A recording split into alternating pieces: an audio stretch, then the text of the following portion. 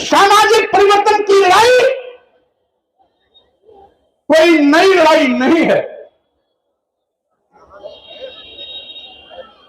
आज हमारा भारतीय संविधान सबके संरक्षक के रूप में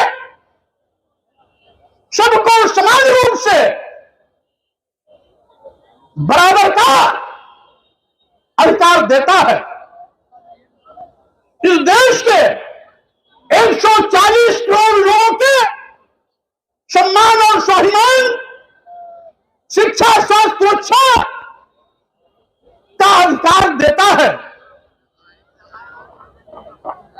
आज भारतीय संविधान के अनुच्छेद 14 में इस बात की स्पष्ट व्याख्या है कि हम धर्म, जाति, लिंग और जन्म स्थान के आधार पर किसी के साथ कोई भेदभाव नहीं कर सकते।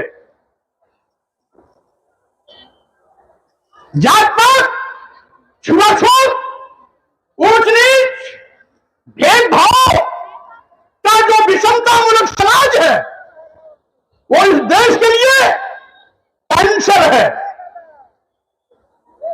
दुनिया का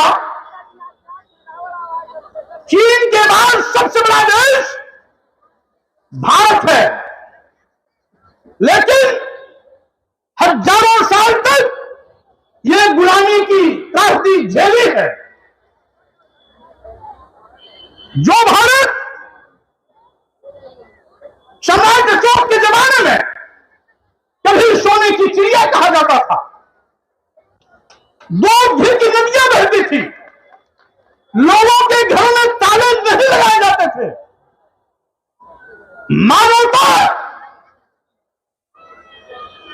का संदेश जन जन और घर घर में था, वही भारत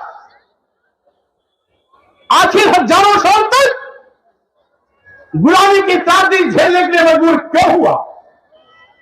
इसीलिए कि हम जातियों में बटे थे, ऊंच नीच में बटे थे, छोट और छूट में बटे थे।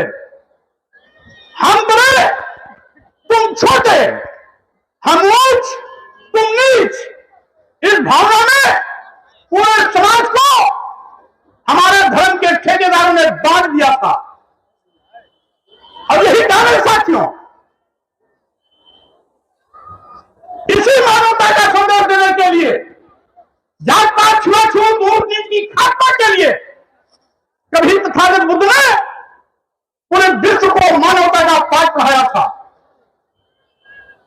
इसी मानवता के संदेश को सम्राट अशोक ने घर घर पहुंचाया था। इसी बुद्ध के विचार को यह सावस्ती, जो बुद्ध की कर्मस्थली भी रही है, कई वर्षावास इस बौद्ध तीर्थस्थली सावस्ती में भगवान बुद्ध ने बिताए हैं। महाराज प्रसेनजित की राजधानी भी रही है, उपराजधानी साकेत रही है। महाराज प्रसेनजित बुद्ध के समकालीन राजा थे।